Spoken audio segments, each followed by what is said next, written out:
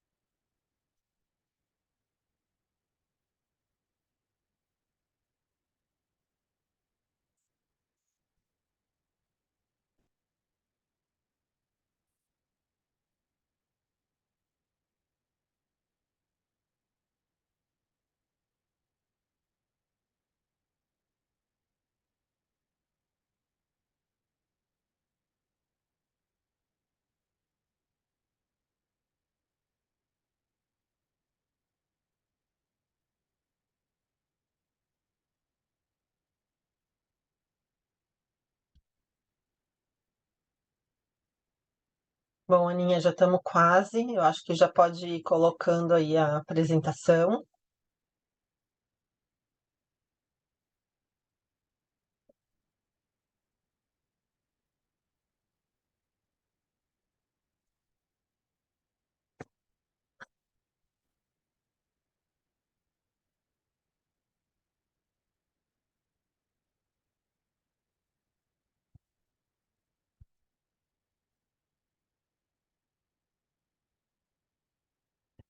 O pessoal ainda está entrando.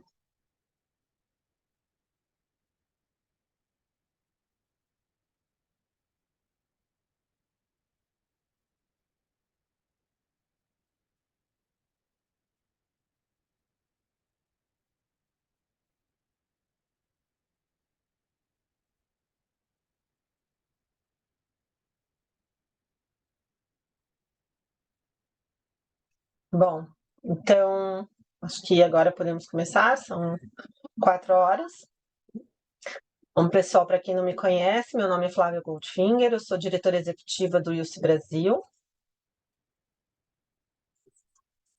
Vamos passar um vídeo sobre o ILSE. International Life Sciences Institute, ILSI, é uma organização mundial sem fins lucrativos, cuja missão é fornecer ciência que melhora a saúde humana e o bem-estar e protege o meio ambiente. Ao trabalhar com especialistas do governo, academia e indústria, nossas entidades internacionais abordam questões relacionadas à segurança de alimentos e água, nutrição e saúde, ciência e toxicologia de risco, agricultura sustentável e segurança nutricional. O ILSI é uma organização sem fins lucrativos que trabalha para a saúde do público. O ILSI tem o compromisso de alcançar e manter os mais altos padrões de integridade científica. É quem somos e é inerente à nossa missão. Nossos princípios de integridade científica significam que buscamos a objetividade, clareza e reprodutibilidade, a fim de garantir a utilidade de nossas atividades acadêmicas e avaliações científicas. As entidades ILSI são organizações filiadas que recebem financiamento, principalmente através de anuidades de associação. O ILSI lidera e publica pesquisas para responder a problemas do mundo real.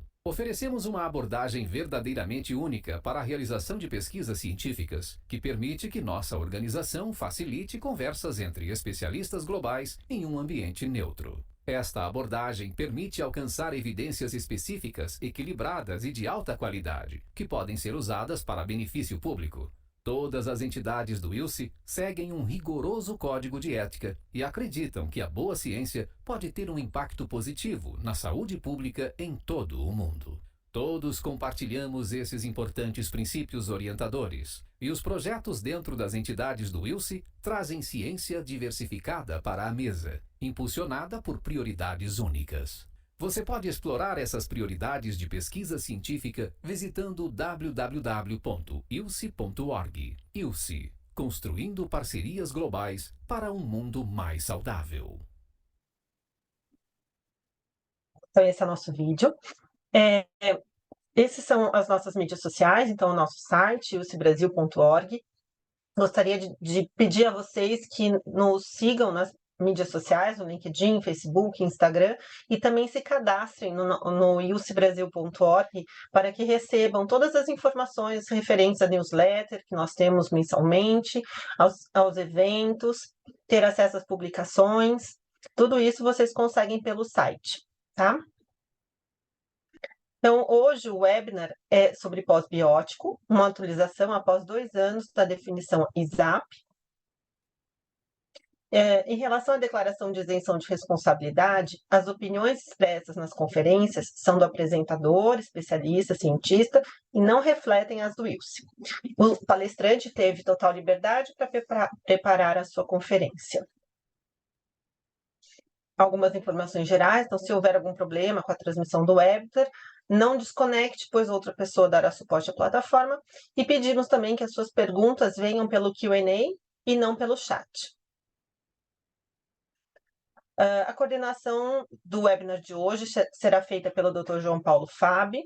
Ele possui graduação em farmácia e bioquímica pela Universidade de São Paulo, doutorado em ciências de alimentos, com período realizado na Universidade de Nottingham, pós-doutorado na USP também, com período de estágio realizado na Universidade de Nottingham, é professor associado do Departamento de Alimentos e Nutrição Experimental da Faculdade de Ciências Farmacêuticas da USP desde 2013, é pesquisador principal do FORC, Food Research Center, um dos centros de inovação, pesquisa e difusão, CPIDs, apoiados pela FAPESP.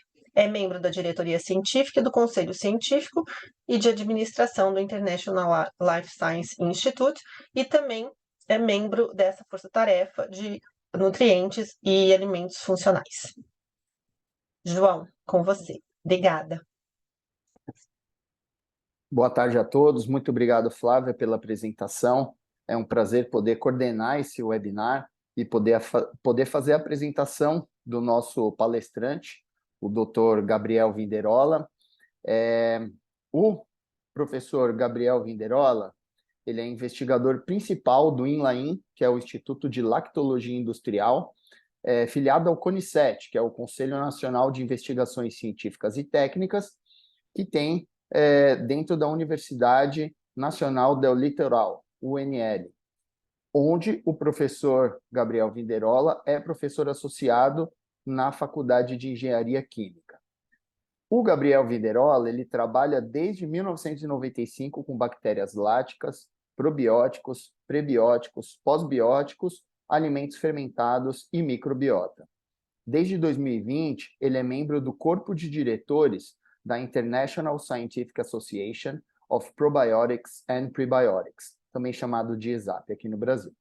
Publicou mais de 120 artigos científicos e diversos capítulos de livro nessa temática que é a sua especialidade. Ele é editor do livro Lactic Acid Bacteria, Microbiological and Functional Aspects, da 5ª edição de 2019 e a 6ª edição agora, que vai ser lançada em 2024. Ele se dedica também à comunicação da ciência através do Instagram. Vocês podem acessar o perfil dele, @gvinde. Eu mesmo sigo e é bastante interessante, pois ele traz muito conteúdo científico e sempre tem uns bate-papos com outras pessoas relacionados, enfim, a essa temática. Como vocês viram, ele é argentino, mas ele fala um português muito bem. O português dele é perfeito, então eu acredito que vocês não vão ter dificuldade em acompanhar a palestra do Dr. Gabriel. Gabriel, muito obrigado mais uma vez por essa oportunidade, inclusive de falar sobre esse tema que é um hot topic, né? Os pós-bióticos. Nós estamos aí numa transição, aqui no Brasil, pelo menos, de novas RDCs da Anvisa que vão tratar não apenas de probióticos, prebióticos, mas eventualmente de pós-bióticos também. Então, a sua consideração e a sua contribuição dentro do ISAP vai ser bastante importante para todos os acadêmicos e comunidade que está aqui assistindo esse webinar. Mais uma vez, muito obrigado, e a fala agora é toda sua, Gabriel. Obrigado, João. Como vocês falam, eu me viro. Não é que eu falo português, eu falo portunhol. Eu aprendi nas praias, então, me desculpa. Pero bueno, muito obrigado a Wilson, João, pela apresentação, Flávia, Ana, pela organização. Sempre muito bom estar em contato com colegas, amigos do Brasil. Sempre muito interessante. Eu vou compartilhar a minha tela. Vocês me dizem se está tudo certo.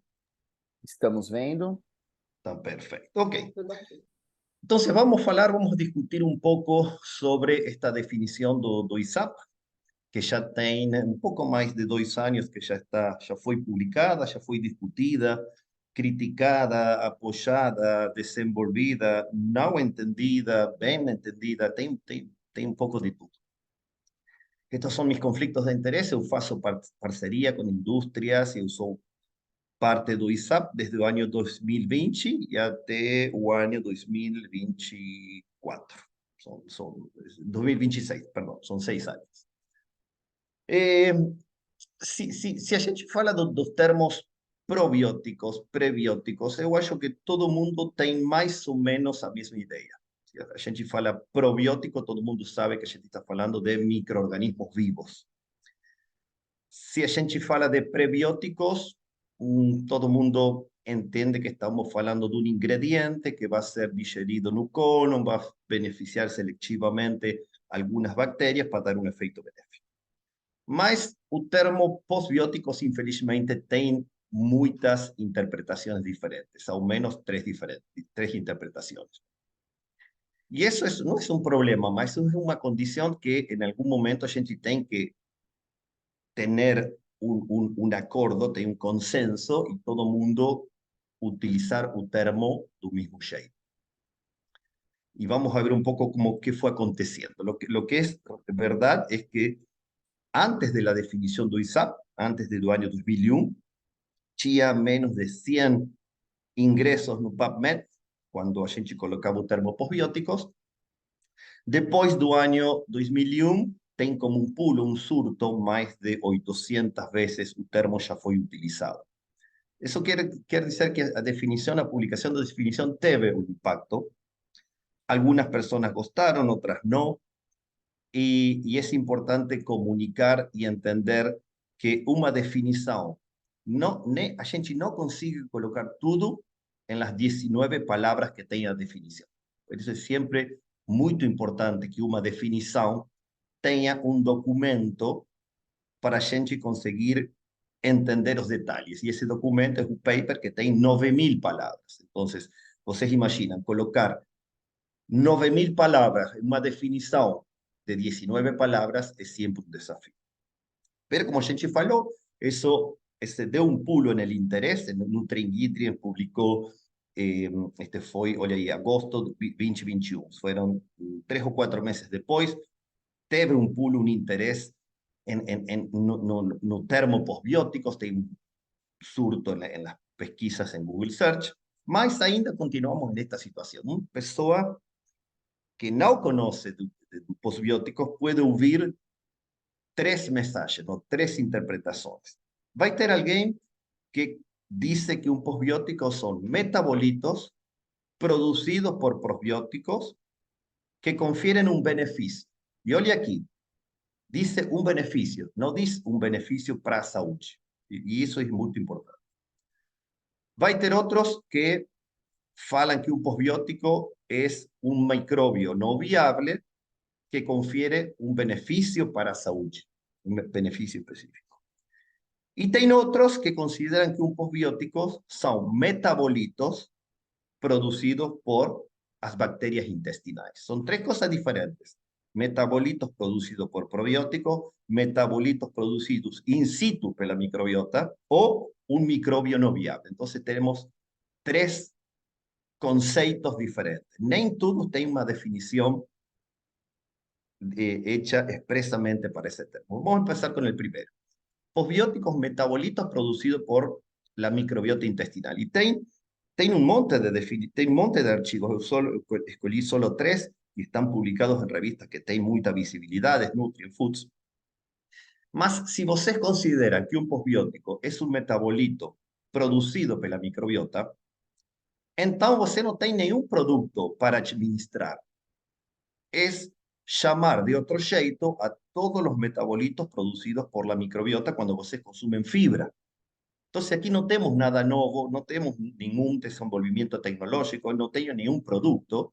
Yo voy a consumir un alimento y voy a tener una producción espontánea de posbióticos en mi intestino. Entonces, ese concepto que los posbióticos son metabolitos producidos por la microbiota intestinal no tiene mucho sentido práctico para hacer un desenvolvimiento, para tener un producto, porque es una cosa que acontece de forma que eu não consigo controlar no intestino. Entonces, para a gente, por enquanto, eu não considero que posbióticos tengan que ser utilizados para metabolitos producidos por la microbiota intestinal. Ahora, está aconteciendo esto aquí.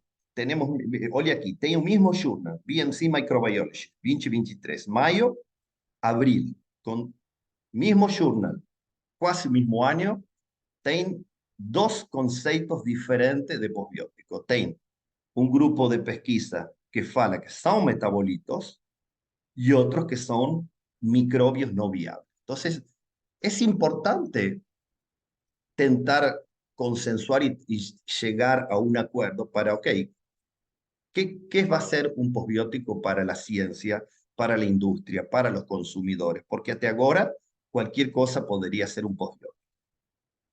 Y la verdad, cuando você olha un poco para atrás, tinha, antes de la definición do ISAP, tinha 6 o 7 definiciones diferentes de posbióticos, pero la que más conocida, la más repetida, la más citada, era probablemente la primera, del año 2013. Cuando vocês van para atrás y procura aquel archivo del año 2013 y empieza a leer con detalle, ahí aparecen algunas cosas que son inconsistentes en esa definición. ¿Y por qué es importante tener una definición consistente? Porque va a llegar una hora que Anvisa, a FDA o ANMAT en Argentina, y les van a tomar una definición. Y esa definición va a ser legal. Entonces, un medio científico tiene que proponer, tiene que ofrecer a definición más consistente posible. Una definición sin buracos. Una definición sin buracos. Entonces, cuando uno va a esa definición, ellos hallaban que un posbiótico era un metabolito producido por un probiótico.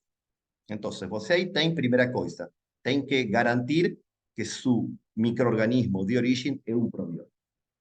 Pero también ellos falaban que ese posbiótico era secretado por bacterias no lumen intestinal. Entonces, otra vez, un posbiótico era producido por un probiótico no intestino. Entonces, ¿cuál es su producto? Su producto es un probiótico.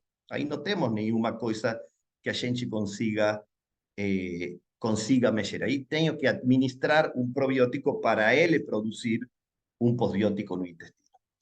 Y aquí tenemos una cosa como un paradigma. Vamos a pensar en esa definición y considero o ácido láctico. O ácido láctico, un producto, principal producto de las bacterias lácticas. Entonces, ese ácido láctico, si fuese producido por un microorganismo, sería un posbiótico, mas si no fuese producido por microorganismo, no sería un posbiótico. Ahí, ustedes saben que el ácido láctico yo puedo obtener por fermentación o por síntesis química. Por síntesis química es mucho más económico. Entonces ahí tengo un paradigma. Ácido láctico, dependiendo, es posbiótico si es producido por un microorganismo y si es producido por síntesis química, no. Entonces, un producto en el mercado, ¿cómo saber si verdaderamente fue producido por un microorganismo o si fue síntesis química? Es una definición difícil de implementar. Más alguien puede decir más, para microorganismos no viables, já tinha uma palavra e já tinha uma definição, que era aquela de paraprobiótico. Otra vez, la importancia de las definiciones, cómo las definiciones son feitas. Si vocês van y leen esa definición de paraprobiótico, los autores hallan que el efecto funcional es independiente del jeito de la forma de inactivación. Quiere decir que una célula inactivada por calor, por presión, por radiación, va a tener un mismo efecto. Y a gente sabe que no es así. No es así, no es la misma cosa inactivar por calor, por radiación, por alta presión. Entonces, otra vez, un termo con una definición que tiene buracos, que es una definición que no es científica. Pero una cosa un poco más interesante. Este año fui convidado a dar una palestra sobre probióticos en este Congreso Probiota Américas, que es un congreso de industrias. Es un congreso donde las industrias van y ofrecen sus desenvolvimientos.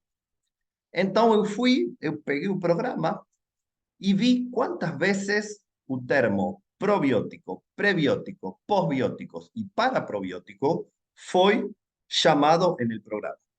Y vocês ven que el termo paraprobióticos no foi utilizado nunca. Es un termo que finalmente na aplicación, na práctica, ninguém utiliza. Entonces, otra cosa importante.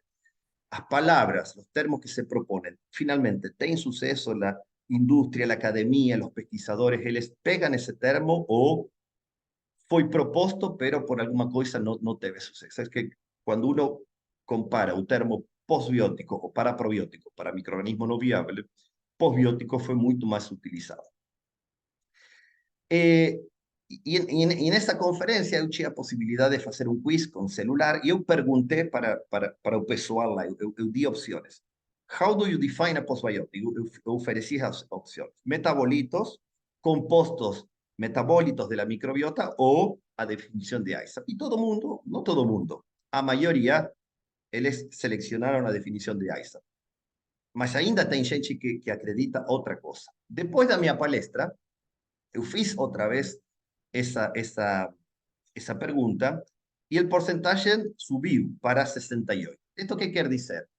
Que es preciso comunicar, es preciso explicar. No todo mundo entiende la definición solamente leyendo esas 19 palabras. Es preciso explicar todas estas cosas, es preciso explicar las limitaciones, los buracos que tienen otros termos u otras definiciones, para intentar llegar a una definición que tenga consistencia. ¿Cuál fue el objetivo de ISAP? ISAP tentaba colocar en un termo, en una misma palabra, todas las diferentes palabras que fueron utilizadas para microorganismos no viables, que fueron posbióticos, fueron heat kill, muertos por calor, paraprobióticos, ghost probióticos. Oye, la cantidad de termos diferentes, no viable, fragmentos celulares, inactivados, lisados. Entonces, la comunidad científica está utilizando 9 palabras diferentes para llamar un mismo fenómeno. Imagina que eso para la comunicación, para el consumidor, para un profesional de salud, fica muy difícil saber que 9 palabras diferentes se refieren a la misma cosa. Entonces, la idea era llegar a una palabra. ¿Por qué fue escogido el termo posbiótico? Porque la mayoría que termina en probiótico, você no precisa comenzar con un probiótico para desenvolver un posbiótico. Puede utilizar cualquier microorganismo.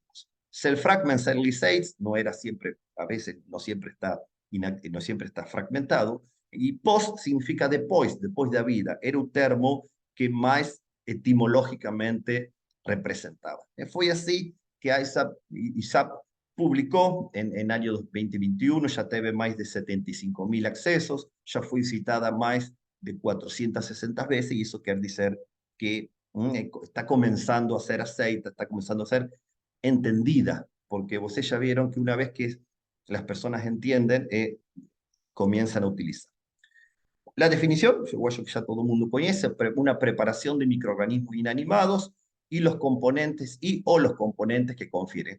¿Qué quiere decir la gente con componentes? Componentes son, eles vêm da célula, es biomasa, es la parte, yo siempre falo esto así, cuando vocês têm una cultura y centrifugan aquello que vocês têm no pellet, eso es células, o puede tener fragmentos celulares, todo que ven da célula, no los metabolitos. Los metabolitos, ellos pueden estar presentes o no pueden estar en una preparación de posbióticos, pero el corazón, el foco de la definición son microorganismos o restos de microorganismos.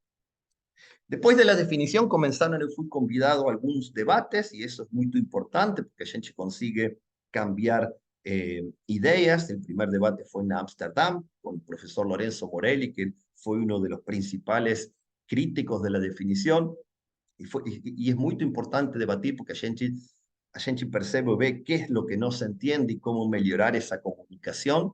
Ese fue en noviembre del año 2022.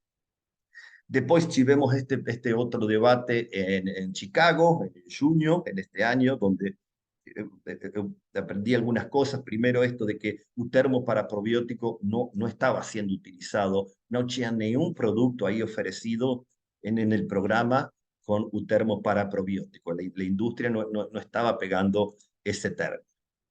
Y otra cosa interesante, había industrias que en el pasado ellos ofrecían un lactobacillus inactivado por calor y ellos llamaban de paraprobióticos. Esta es una imagen del pasado. Ahora, actualmente, esas industrias están evolucionando, están utilizando un término postbióticos en el lugar de término paraprobióticos. Entonces uno piensa, ok, a gente no fica solo con un termo, eles van y olham a definición y ven que esa definición, infelizmente, tiene algunas debilidades. Y otra cosa que yo achei muy importante, muy interesante, que es que Health Canada, todo el mundo conoce Health Canada, es como si fuese la Anvisa brasileras, ahí teve una palestra por un oficial, Brian McNeil, y él anunció que Health Canada está comenzando a discutir el termo probiótico y le están considerando a definición do ISA. Entonces, a gente fala, ok, tal vez alguna cosa a gente tem feita bem, porque Health Canada, vocês saben, es una agencia regulatoria muy innovadora, que son siempre los primeros en hacer las cosas, y entonces ya están colocando la atención en el termo posbiótico desde la perspectiva de ISA. Y después su tercer debate fue en Bratislava, en la International Probiotic Conference. Ahí tuve la oportunidad de conocer o autor de la definición de un termo para probiótico, y a gente, en vez de brigar, a gente ficou muito amiga y conversamos y dio para decir, ok, Simone, você sabe que esta definición tiene esto, esto y esto, y él falou, a definición de ISAP no gosto por esto, esto y esto, y tudo bom. Es así que el conocimiento se construye, es debatiendo, escuchando, ouvindo, explicando, es eso que es preciso, gente precisa hacer. Y una cosa que yo acho muy importante para a área, yo acho que todo el mundo conoce o IPA, la International Probiotic Association. IPA funcionó durante mucho tiempo, ellos solo estaban focados en probióticos, mas no comienzo del año 2023, ellos anunciaron que les van a expandir el scope, les van a medir, les van a comenzar a medir también con prebióticos, con simbióticos y con postbióticos. Y IPA es muy conocida no mundo, y entonces ellos ainda no falaron qué definiciones van a utilizar, mas eu acho que sería ruim para a área se o ISAP e o IPA eles têm definições diferentes. Imagina, o consumidor vai ficar doido se eles estão ouvindo diferentes vozes. Felizmente tem um acercamento, estamos conversando, estou participando de um comitê para explicar, discutir a definição e vamos a ver finalmente que definição eles pegam. Indo um pouco para algunos exemplos, como é que a gente consigue ver un producto posbiótico. Un posbiótico puede ser un microorganismo, una mistura de microorganismos inactivos. ¿Los metabolitos pueden estar presentes? Sí, como pueden estar presentes en un probiótico, en un producto probiótico. Ustedes no tienen solamente células viables, tienen también células muertas y tienen metabolitos. No siempre los metabólicos son retirados. Entonces, la definición de probióticos solo fala de microorganismos vivos. La definición de posbióticos solo fala de microorganismos muertos, mas los metabolitos pueden estar presentes en la preparación, en el producto final. Una cosa es a definición, otra cosa es un producto final. En un producto final, ustedes pueden tener metabolitos, eso aconteció siempre con los probióticos. Una gran diferencia entre pro y post es que los postbióticos vos pueden tener fragmentos celulares, entonces no precisa la célula entera. Aquellos que siguieron la discusión en LinkedIn, fue una discusión interesante, tengo un filo de discusión, y alguien faló, con esa definición vos nunca vais a tener productos que puedan fitear en la definición, productos que puedan ser considerados postbióticos con la definición de AISA. Yo pensé, tal vez esa persona no entendía bien la definición. Le voy a mostrar diferentes rangos de productos y todos esos entran en la definición de AISA. Ten productos que tienen microorganismos muertos, como aquellos lo que se llama ambient yogurt, son yogurts que fueron pasteurizados y ahí ainda se les mantienen diferentes propiedades, son capaces de interaccionar con el sistema inmunológico. Ustedes conocen espirulina, es una cianobacteria, tienen diferentes estudios capaces de influenciar sobre el metabolismo en el síndrome metabólico, son potenciales. Este es un alimento, este es un suplemento. Tienen fórmulas infantiles que son producidas con 2 microorganismos y después se callan por spray. Tienen un monte de estudios y ya los últimos estudios ya aparecen con la palabra postbióticos. En nutrición animal, tienen productos que fueron desenvolvidos con Aspergillus oryzae, un fungo, y ahí tienen toda la biomasa del fungo más todos los metabolitos del fungo presentes en la preparación, mixtura de biomasa y metabolitos, y también los estudios más recientes ya colocan con un termo postbióticos. Tiene una combinación, y este producto tiene más de 20 años de estudios. Las primeras publicaciones chía, él le llamaba Lactobacillus LB, después se les hallaron que era un Lactobacillus acidophilus, después vieron que la verdad era una mixtura de dos lactobacilos, y acá está con un nombre novo, fue evoluyendo un nombre. Ese producto son 2 lactobacilos inactivados y tienen los metabolitos. Entonces, tienen mixtura de biomasa con metabolitos, tienen estudios clínicos. Este es producido con un Saccharomyces cerevisiae y los metabolitos también está presente, es un booster inmunológico. Aquel que ya falé es el Lacticase Bacillus paracasei, que es un booster inmunológico, ese es un ingrediente que puede ser incorporado en diferentes alimentos para dar un acción sobre el sistema inmunológico. Aquí está la importancia de la definición de ISAP, que no pede que un organismo de comienzo sea un probiótico. Acá se pueden utilizar, son microorganismos que son patógenos, más cuando les son inactivados, ahí pierde la patogenicidad y ese producto es utilizado como un booster para un árbol respiratorio. Entonces fíjense que puede ser suplemento, alimento, realmente una definición que puede ser multidimensional. Estas son un producto, en una poesía, es un Lactobacillus sakei, es un lisado que es para óleo seco. Cuando usted tiene óleo seco, coloca unas gotas y estimula la mucosa intestinal. Todo el mundo conoce a Akkermansia mucinifera. Akkermansia mucinifera fue aceita na EFSA como microorganismo pasteurizado. Entonces, Akkermansia mucinifera, el producto, fue regulado como postbióticos antes de que sea un probiótico. Es un probiótico, más la regulación a EFSA fue aprobado inactivado, pasteurizado. Este también es un producto, son unas bifidobacterias inactivadas por calor para colon irritable. Entonces, ustedes ven que tienen un monte diferentes de productos que pueden ser desenvolvidos con microorganismos inanimados. En ISAP desenvolvimos, para continuar comunicando, desenvolvimos infografías. Ustedes pueden ir a la página de ISAP, está en inglés, o que también está en portugués. A gente continuó publicando archivos, el concepto de postbióticos en poblaciones. Este un poco explica también esas limitaciones de otras definiciones, y este fue publicado en esta semana para dar una perspectiva de los posbióticos en Pharma, cómo la definición de posbióticos no está limitada para alimentos, para suplementos alimentarios, sino también puede ser utilizado en Pharma.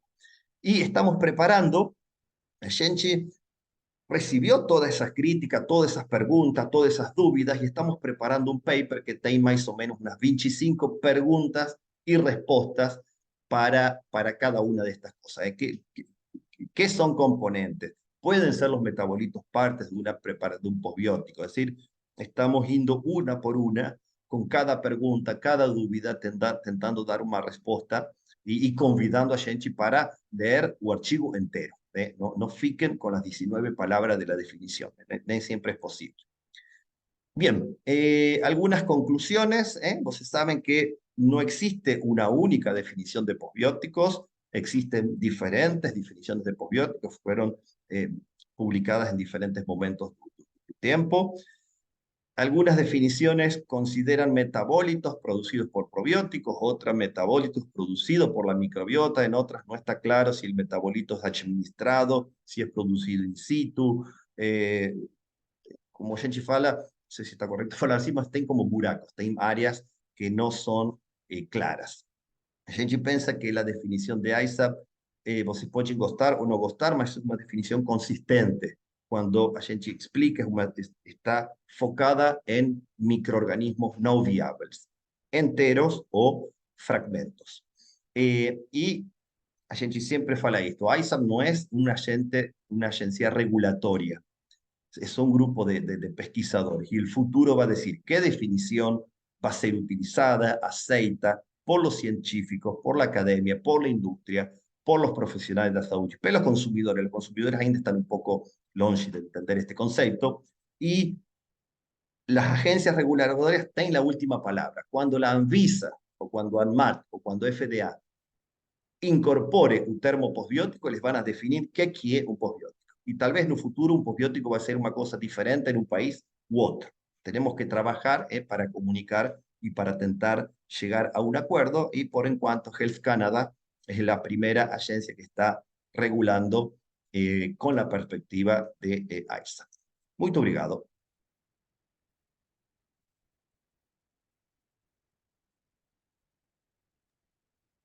Muito obrigado, Gabriel, pela excelente palestra. Eu acho que ficou bastante claro, né, o posicionamento da ISAP, e eu acho que assim deve ter tirado dúvidas de bastante pessoas, o pessoal que está aqui participando. Tivemos aí um pico grande de pessoas participando, e a gente já tem aqui 6 perguntas no Q&A.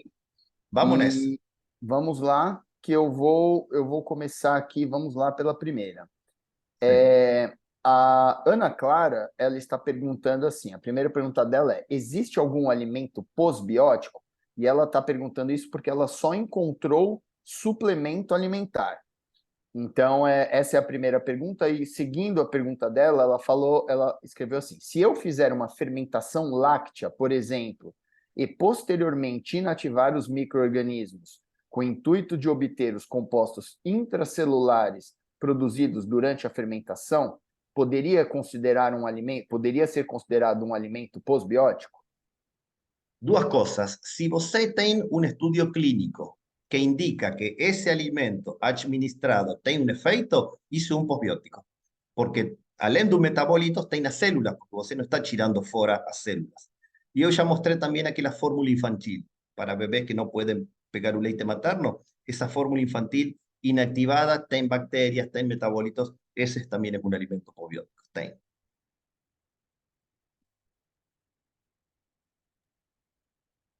Ok, Gabriel, muito obrigado. Vamos para a próxima questão. A próxima pergunta é do Ícaro Oliveira. A pergunta dele é, para probióticos, temos uma quantidade mais ou menos estabelecida como padrão de administração, que seria 10 a 9 células. Para posbióticos, existe uma forma de estabelecer um parâmetro semelhante? Eu revisaría un parámetro para probióticos, porque una cosa es que a mayoría de los probióticos funcionan cuando a gente da más o menos 10 a 9 células. Mas eso no quiere decir que todo probiótico precisa de esa cantidad. Va a tener probióticos que precisan menos, va a tener probióticos que precisan más. Más o menos, cuando uno ve así de forma general, por ahí anda. Entonces, podemos decir lo mismo para posbióticos. Cada posbiótico va a tener una dosis efectiva que va a tener que ser estudiada en un estudio clínico. Até agora, eu solo vi aquele produto que eu mostrei para colon irritable, aquele Bifidobacterium bifidum. Ela tem um estudo clínico com células vivas e mortas. E a gente precisava, para essa cepa, a mesma concentração para dar o mesmo efeito. Pero a dosis depende de cada cepa. Perfeito, muito bom. Está respondido então, Ícaro. Agora é a pergunta do Rodrigo Ribeiro Barros. Sabemos que o cenário de probióticos é bastante complexo na Europa. Como a EFSA está considerando, classificando e aprovando posbióticos? E acho que a pergunta dele é aproveitando também falar um pouco sobre os prebióticos, né? A questão da regulamentação dos prebióticos pela EFSA. Sim. Até agora, só os prebióticos tiveram sucesso na EFSA, porque a EFSA ainda não aprovou nenhum probiótico e a EFSA nem conhece o termo posbióticos. Então, estamos longe. Eles não... por supuesto, eles têm produtos inactivados? Têm, mas eles não colocam o nome posbiótico. O termo posbiótico não existe para a EFSA ainda. Tá ótimo, respondido, Gabriel. Muito obrigado, Rodrigo. Obrigado pela pergunta. A Maria Luísa Gomes, ela está fazendo uma pergunta que é: seria possível um posbiótico levar à produção de reações alérgicas em algumas pessoas? Você tem relatos sobre isso, Gabriel? No, no debería, porque aquí el criterio es que primero sea seguro. A gente tem que demostrar a segurança, como con un probiótico, con un prebiótico. No tienen que tener efectos colaterales, no tienen que dar ningún tipo de doença. Entonces, si da alergia, no es un posbiótico, ¿entiendes? Para esa parte de segurança tem que ser avaliada no estudio clínico. Perfeito. Muito obrigado, Gabriel. O Rodrigo, de novo, ele está perguntando, está fazendo a pergunta de como que está a definição de posbióticos e prebióticos no seu país, na Argentina, Gabriel. Também não. Estamos tentando llegar con las autoridades do ANMAT para propor, considerar o termo, mas isso leva muito tempo. A regulação leva muito tempo. Como qualquer agência reguladora. Governamental. Exato. A Jéssica Pereira Barbosa está perguntando, Gabriel, o que você acha do termo metabiotics? Bueno, eu acho que aí ela utiliza o termo metabióticos para metabólitos capazes de oferecer un efecto na saúde. Eu acho que aí tem uma área para desenvolver, aí um grupo de pesquisadores pode definir, propor, publicar. Eu acho que poderia ser un termo apropiado para referir a los metabolitos capaces de oferecer un efecto benéfico. Aí tem uma área para desenvolver. Muito bom. O Ícaro Oliveira ele está perguntando o seguinte: o condicionamento de cultura de células influencia diretamente o metabolismo secundário destas. No desenvolvimento de um posbiótico, precisaríamos determinar as diferenças celulares entre os produtos desenvolvidos com diferentes métodos de cultura? Aí ele colocou a observação, relativamente semelhante ao que fazemos para diferenciar probióticos por cepa. Sim.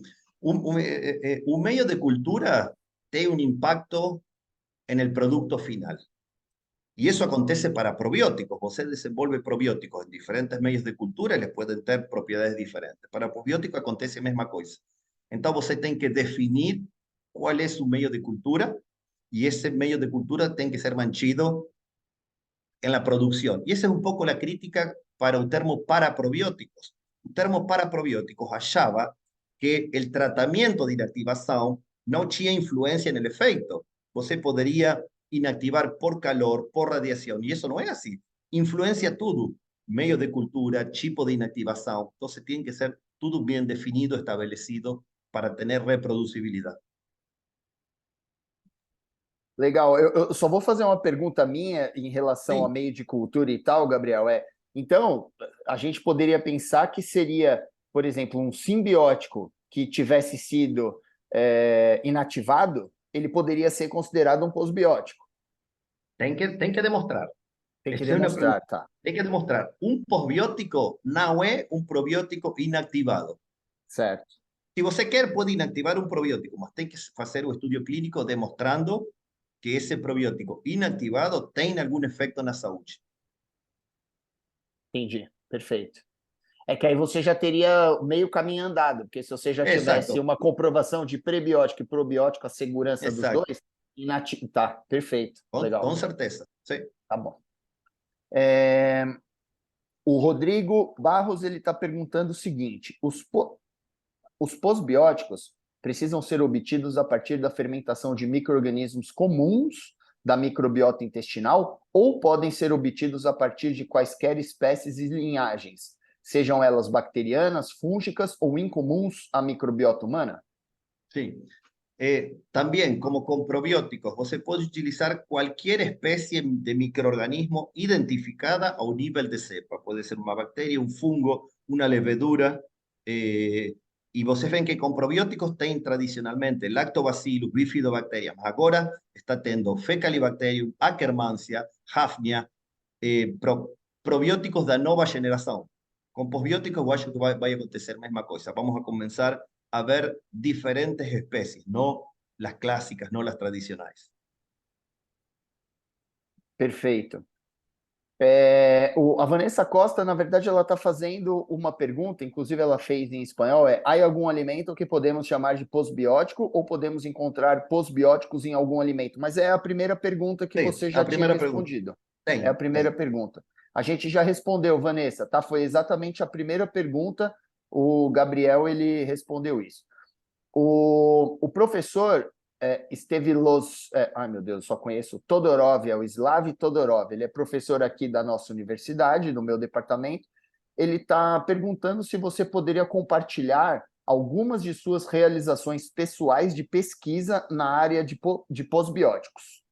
Sim, atualmente a gente teve isolado do leite materno bifidobacterias e lactobacillus que tienen un efecto antiinflamatorio. Y estamos actualmente trabajando con las cepas inactivadas en un modelo de dermatitis atópica. Con todo ese, y estamos teniendo buenos resultados. Ainda no están publicados, están en desenvolvimiento, mas estamos viendo en esa área. Posbióticos para dermatitis atópica para aplicación en una crema. Muito bom. Parabéns, Gabriel. Muito interessante mesmo.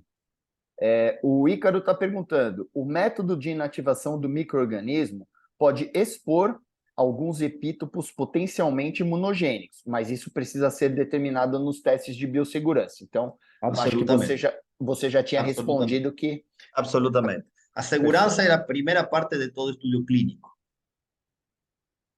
Perfeito. O professor Franco Lajolo, que você conhece, né? Ele é do ILSE também.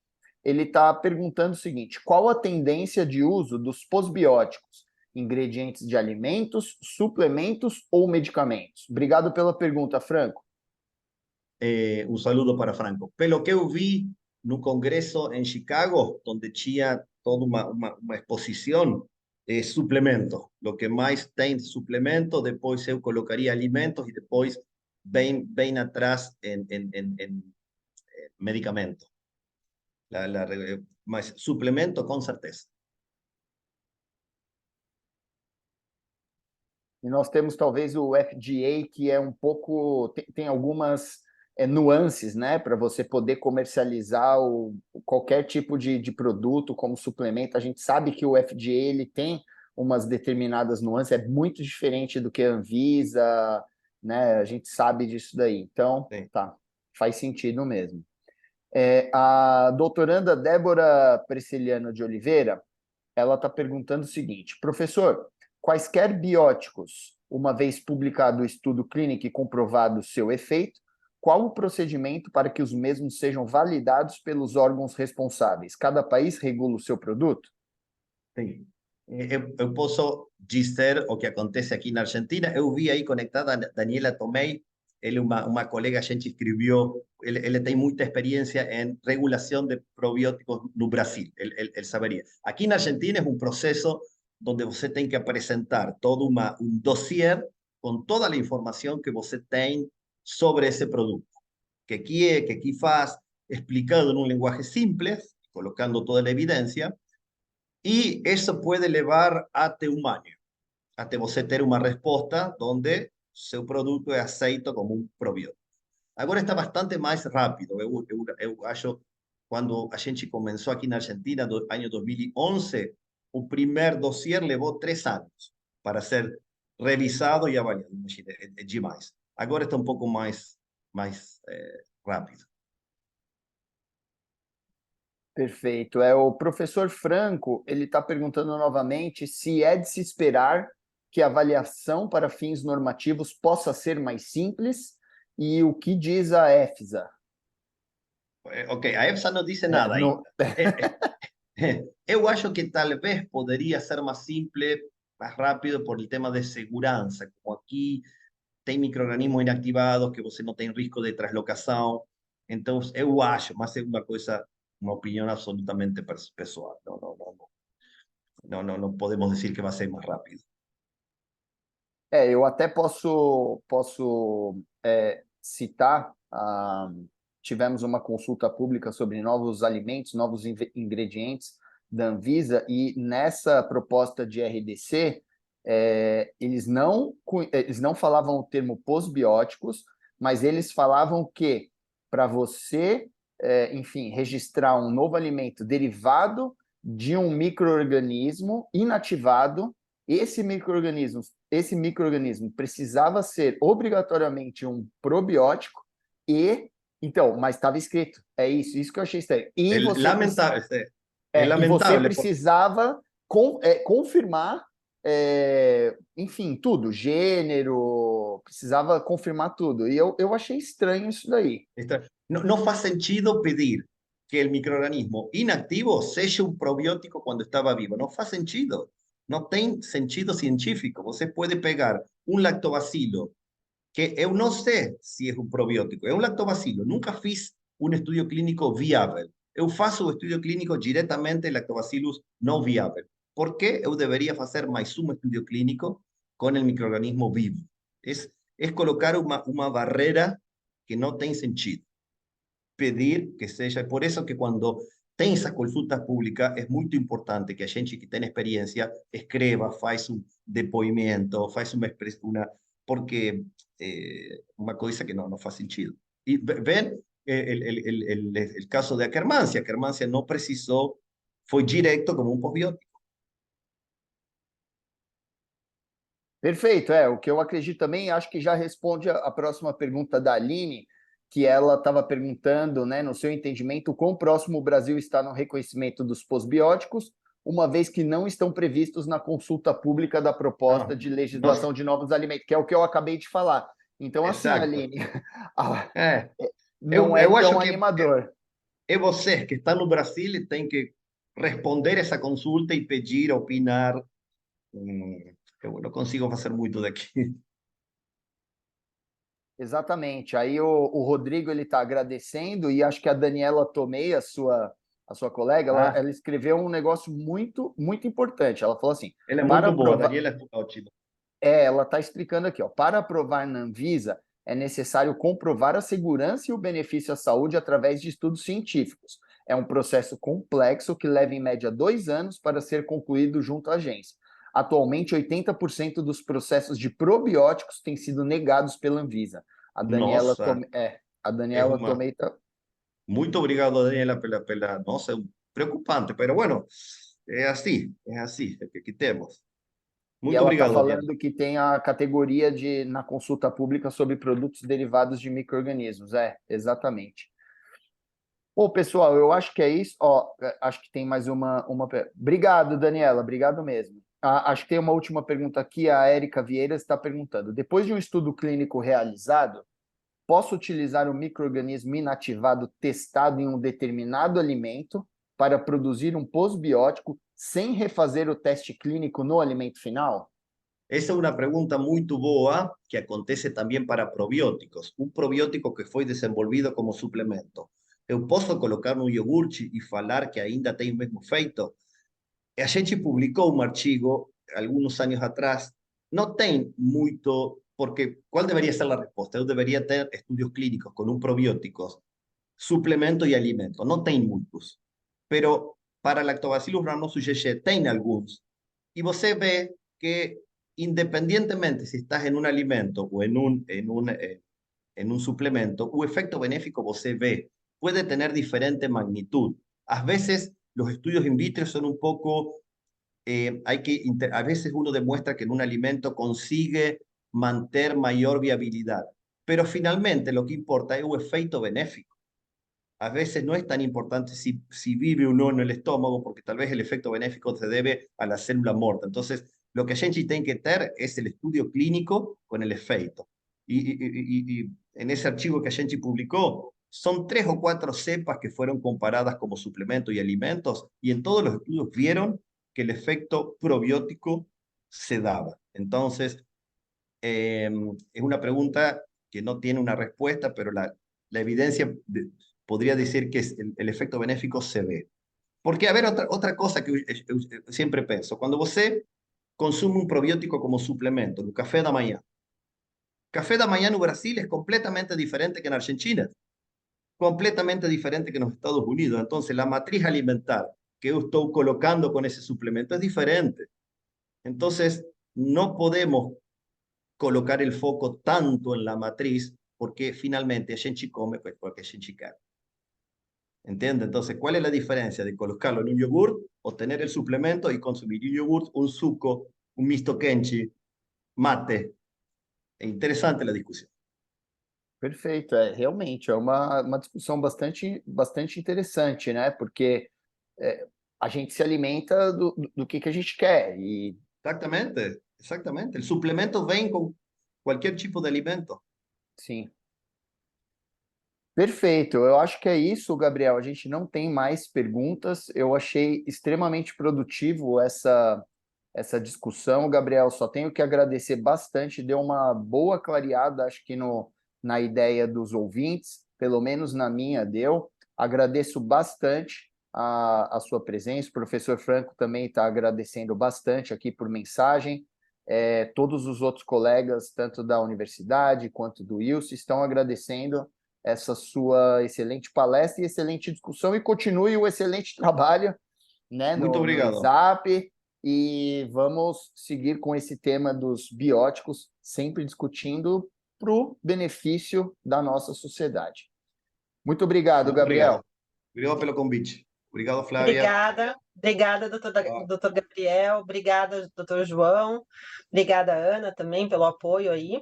E contamos com o senhor, doutor Gabriel, novamente nos próximos eventos. Quem sabe o ano que vem ou depois a gente já tenha mais alguma novidade sobre o assunto. Muito obrigada a todos também que ficaram até agora conosco e até o próximo. Até. Tchau, Gabriel. Um abraço. Tchau, pessoal. Tchau, tchau.